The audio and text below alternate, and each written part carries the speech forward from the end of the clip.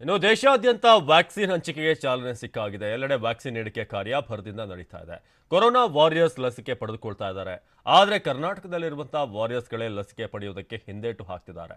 ICMR ಭರವಸೆ ನಂತರವಾದರೂ ಕೂಡ ಲಸಿಕೆ ಹಾಕಿಸಿಕೊಳ್ಳೋದಕ್ಕೆ ಮುಂದೆ ಬರ್ತಾರಾ? ಕಾದ್ ನೋಡಬೇಕಾಗಿದೆ. ಕೊರೋನಾ ವ್ಯಾಕ್ಸಿನ್ ಇದೊಂದು ಬ್ರಹ್ಮಾಸ್ತ್ರಕ್ಕಾಗಿ ಎದುರು ನೋಡದೆ ಇರೋರೇ ಇಲ್ಲ. ಯಾವಾಗ ವ್ಯಾಕ್ಸಿನ್ ಸಿಗುತ್ತಪ್ಪ, ಅದ್ಯಾವಾಗ ಹೆಮ್ಮಾರಿ ವೈರಸ್ ಹುಟ್ಟಾಡಗುತ್ತಪ್ಪ ಅಂತ ಕಾಯದೆ ಇರೋರೇ ಇಲ್ಲ.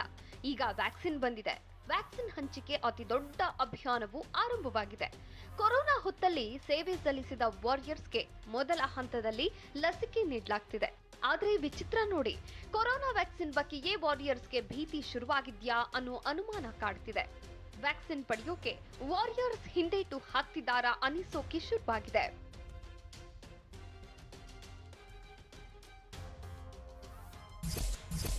ವೈದ್ಯಕೀಯ ಸಿಬ್ಬಂದಿಯನ್ನ ಕಾಡ್ತಿದೆ ವ್ಯಾಕ್ಸಿನ್ ಭೀತಿ.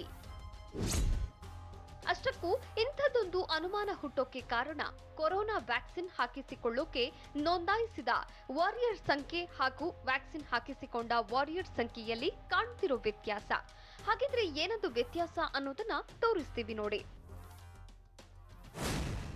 ಅಂದಹಾಗೆ ರಾಜ್ಯದಲ್ಲಿ ವ್ಯಾಕ್ಸಿನ್ ಹಂಚಿಕೆ ಆರಂಭದ ದಿನ ರಾಜ್ಯದಲ್ಲಿ ಒಟ್ಟು 21,658 ಮಂದಿ ಲಸಿಕೆ ಪಡೆಯೋಕೆ ನೋಂದಾಯಿಸಿಕೊಂಡಿದ್ರು. ಆದ್ರೆ ಅಂದು ಲಸಿಕೆ ಪಡೆದವರು 13,408 ಮಂದಿ ವಾರಿಯರ್ಸ್. ಇನ್ನು ಎರಡನೇ ದಿನ ವ್ಯಾಕ್ಸಿನ್ ಪಡೆಯೋಕೆ ನೋಂದಾಯಿಸಿಕೊಂಡವರ ಸಂಖ್ಯೆ 6,327. ಆದ್ರೆ ಲಸಿಕೆ ಪಡೆದಿದ್ದು ಕೇವಲ 3,263 ಮಂದಿ ವಾರಿಯರ್ಸ್. ಇನ್ನು ಮೂರನೇ ದಿನ ರಾಜ್ಯದಲ್ಲಿ ಒಟ್ಟು ಬರೋಬ್ಬರಿ 81,219 ಮಂದಿ ಹೆಸರು ನೋಂದಾಯಿಸಿಕೊಂಡಿದ್ರು. ಆದ್ರೆ ಲಸಿಕೆ ಪಡೆದವರು 38,242 ಮಂದಿ. ಹೀಗೆ ದಿನದಿಂದ ದಿನಕ್ಕೆ ವ್ಯಾಕ್ಸಿನ್ ಪಡೆಯೋ ವಾರಿಯರ್ಸ್ಗಳ ಸಂಖ್ಯೆ ಕಡಿಮೆಯಾಗ್ತಿದೆ. ಇದನ್ನ ನೋಡಿದ್ರೆ ವಾರಿಯರ್ಸ್ಗಳೇ ವ್ಯಾಕ್ಸಿನ್ ಹಾಕಿಸಿಕೊಳ್ಳೋಕೆ ಭಯ ಬಿದ್ದಿದ್ದಾರಾ ಅನ್ಸುತ್ತೆ. ಇದಕ್ಕೆ ಪುಷ್ಟಿ ಕೊಡುವಂತೆ ಖುದ್ದು ಬಿಬಿಎಂಪಿ ಆಯುಕ್ತರೇ ಈ ಬಗ್ಗೆ ಹೊಸ ಸಂಗತಿಯನ್ನ ಬಹಿರಂಗಪಡಿಸಿದ್ದಾರೆ.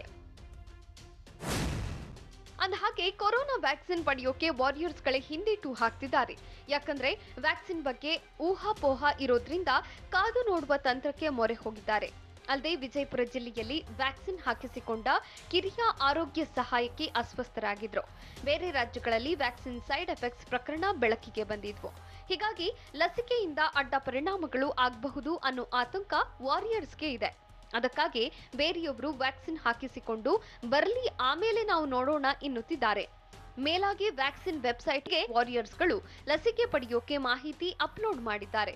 ಹೀಗಿದ್ರೂ ವ್ಯಾಕ್ಸಿನ್ ಪಡೆಯಬೇಕಾದವರಿಗೆ ಯಾವುದೇ ಮೆಸೇಜ್ ಬರ್ತಿಲ್ಲ. ಜೊತೆಗೆ ವ್ಯಾಕ್ಸಿನ್ ಹಾಕಿಸಿಕೊಳ್ಳಲು ಡೆಡ್ಲೈನ್ ಕೂಡ ಇಲ್ಲ. ಇದರಿಂದ ವ್ಯಾಕ್ಸಿನ್ ಪಡೆಯೋಕೆ ವಾರಿಯರ್ಸ್ಗಳು ಹೋಗ್ತಿಲ್ಲ. ಒಂದು ಪೋರ್ಟಲಲ್ಲಿ ಏನು ಕೋವಿನ್ ಪೋರ್ಟಲ್ ಇದೆ, ಕೋವಿನ್ ಪೋರ್ಟಲಲ್ಲಿ ಶೆಡ್ಯೂಲಿಂಗ್ ಮಾಡಬೇಕು. ಪೋರ್ಟಲಲ್ಲಿ ಸ್ವಲ್ಪ ಪ್ರಾಬ್ಲಮ್ ಇದೆ. ರಾತ್ರಿ 12:30, 1 ಗಂಟೆ, 2 ಗಂಟೆವರೆಗೂ ನಮ್ಮವರು ಕೆಲಸ ಮಾಡಿ ನಂತರ ಲಿಸ್ಟನ್ನು ಬೆಳಿಗ್ಗೆ ಕಳಿಸೋಷ್ಟೊತ್ತಿಗೆ ಅವರು ಎಲ್ಲರಿಗೂ ಮಾಹಿತಿ ಕೊಟ್ಟು ಬರೋದ್ರಲ್ಲಿ, ಮಾಹಿತಿ ತಲುಪೋದ್ರಲ್ಲಿ ಕೆಲವು ಡಿಲೇ ಆಗಿರೋದ್ರಿಂದ ಕಡಿಮೆ ಇದಾಗಿತ್ತು.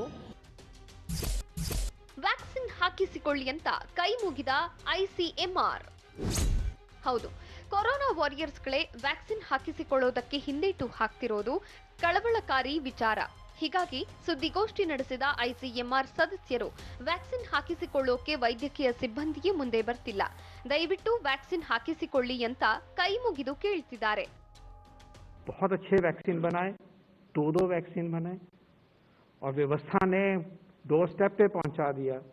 और फिर अगर हम नहीं ले रहे हैं तो ये, और पर्टिकुलरली हमारे हेल्थ स्वास्थ्य कर्मी, हमारे डॉक्टर्स नर्सेस ये डिक्लाइन कर रहे हैं, तो ये दुख की बात है. और मैं विनती करूंगा सरकार की तरफ से कि प्लीज अपनाइए.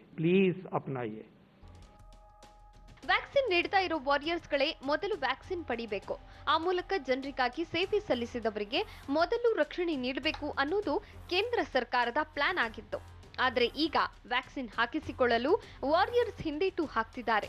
ಆದ್ರೆ ಇದೀಗ ಐಸಿಎಂಆರ್ ಸದಸ್ಯರು ಲಸಿಕೆ ಸೇಫ್ ಎಂದು ಹೇಳಿದ್ದಾರೆ. ಇವತ್ತಾದ್ರೂ ಆರೋಗ್ಯ ಕಾರ್ಯಕರ್ತರು ಲಸಿಕೆ ಹಾಕಿಸಿಕೊಳ್ಳಲು ಮುಂದೆ ಬರ್ತಾರಾ? ಕಾದು ನೋಡಬೇಕು. ಮುತ್ತಪ್ಪ ಲಮಾಣಿ, ಟಿವಿ9 ಬೆಂಗಳೂರು.